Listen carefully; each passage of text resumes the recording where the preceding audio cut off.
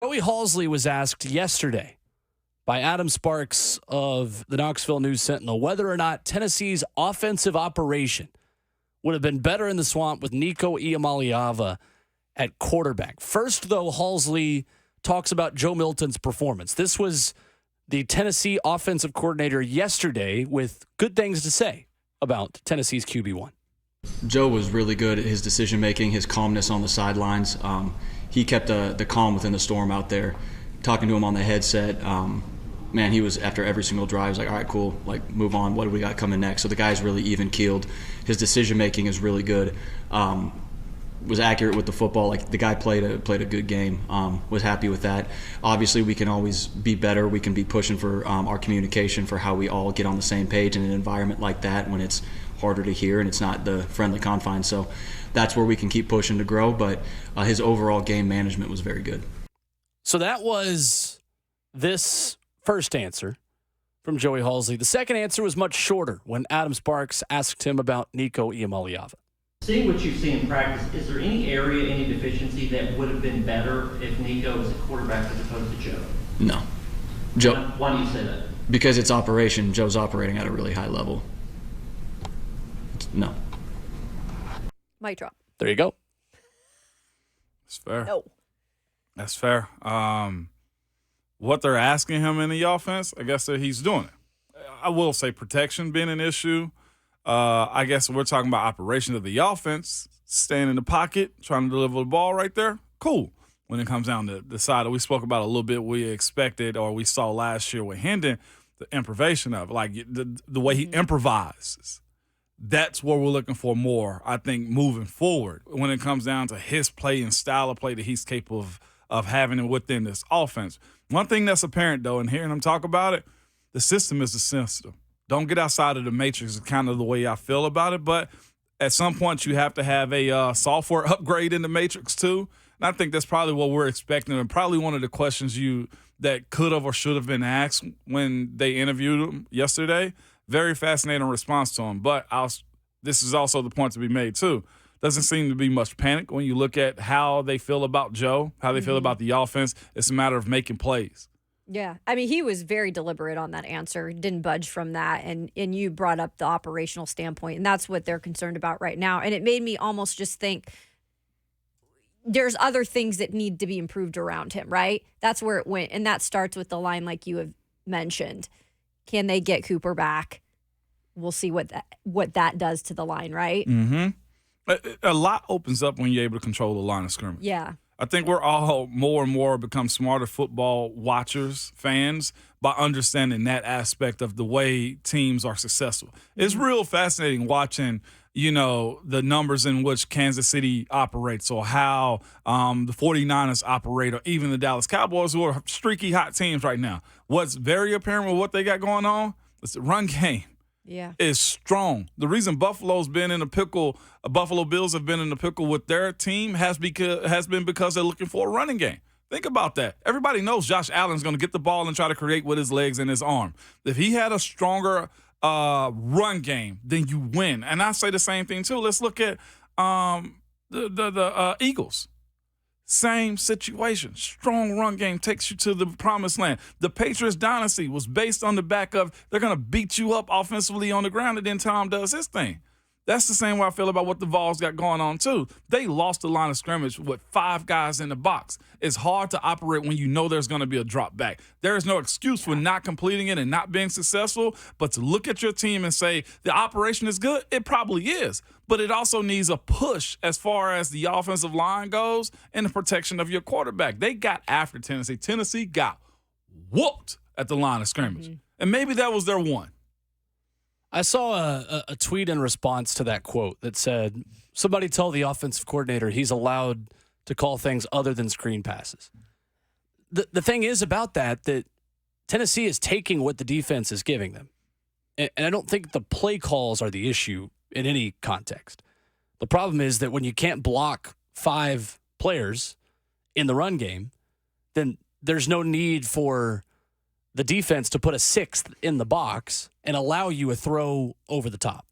When 2 safeties are always back and you play that base defensive set where you've got 5 in the box and everybody else is covering a receiver and you're playing cover 2 or cover 4 deep, it asks your offense to do two things: throw the ball accurately over the middle of the field or short inside those zones, or to run the football. Tennessee right now is unable to do either of those things. So the extension of the run game they're trying to rely on is the screen pass and those passes to the outside. And even in those plays, they can't get blocks from their wide receivers when they need them. So at that point as an offense, there is no magical play that you can call if you can't block 5 guys in the run game with your 5 blockers. You've got to deceive the defense in some way. And right now, Tennessee is not mastering algebra. So how are they going to get to calculus?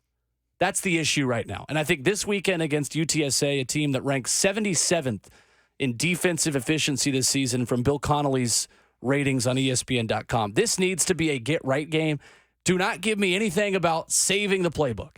Give me nothing about, we're trying to save stuff for Alabama or South Carolina. I don't want to hear it. I don't want to see any of that. Trust Joe Milton with the whole playbook to run the offense and get right, because the communication between the players, between the coaches, hasn't been good enough to figure out exactly what the issue is and why you can't block guys who are inferior opponents in the run game. Because this wasn't just an issue against Florida. This was also an issue against Austin Peay. Figure it out against the Roadrunners on Saturday. Have to. And UTSA going to come to play. I think they got upset this past weekend by Army, if I'm not mistaken. They've had that quarterback injury. Yeah, that's what I'm saying. And Frank Harris, the quarterback. Yeah. I'll say this. As much as I won't speak for you guys, minimize the Austin Peay game. It's just like, hey, they came out gung-ho, ready to go play. Guess what? I would use that as my template moving forward. You got 3 weeks to wash that away, essentially. I know Ron Slay got his wash away coming up on tomorrow at Buffalo Wild Wings. UT, you got 3 weeks to wash it away. And you're 2 weeks into it right now. Well, 1 week into it right now as far as the response to what they did to you, because that's going to be the blueprint on tape for everybody moving forward. I think you got 1 week. You got to respect South Carolina enough. Right? I don't think that's in the process of washing anything away. No, I'm just speaking in general as far as what they saw against them. That tape's going to go back 3 weeks. Sure. So not only just yeah, that's what I'm saying. You had Florida, then you had the South Carolina, and you had A&M after that, right? No, UTSA, Florida, South UTSA, Carolina, bye South week, Carolina. A&M, Bama, Kentucky. Yeah. That tape is there, is what I'm telling you. Yeah, of course. If I was attacking, I'd watch that tape. What did they do to them? Well, they beat them up just the same. And that option play that Austin Peay was running on the left side of the defensive right side, again, until he tripped up on his lineman, that was going to be probably an explosive play. They have to figure out the Vols' defensive right side of the defensive line. That has been a problem. And they're going to have to do it without Omar Norman-Lott in the first half due to a suspension from the SEC for this weekend. Let's get to Danny in the Borough before we get to a break and get to Bill Connolly on the other side. What's up, Danny? What's up, fam? More. So my take on the Vols offense right now, I called last week and talked about how I thought Joe Milton was going to still be that guy, and I still feel that way. Moments of doubt in that Florida game because you get caught up in the moment. But maybe I'm wrong here. Have you guys also gotten the sense, though, that Tennessee's offense has moved a little bit away from that high-tempo, high-velocity offense that they were so successful with last year? Because in my mind, even with the offensive line underperforming, getting back to running as many plays as we can as fast as we can needs to be the goal this weekend against UTSA. Use this as a growth week for the offensive line, recongeal the core of that. Hopefully we can get Cooper Mays back on there. But I want to see that high-tempo, fast-paced offense come back in a much bigger way getting ready for the South Carolina game, because that defense is one that we can wear down. And I just don't think we've seen the speed of offense that we saw last year, and that's a big problem for me. Thanks, Danny. The numbers actually say Tennessee is faster this year. Wow. Tennessee leads college football in seconds per play at 19.7. They were 20.2 seconds per play last year. The issue is that when you have so many pre-snap penalties and you get behind the chains, against Florida, you have more reads than you have to make pre-snap because you're passing more on early downs, in my opinion. And Joey Halzle was asked about that yesterday, was asked by Vince Ferrara, Sports Animal.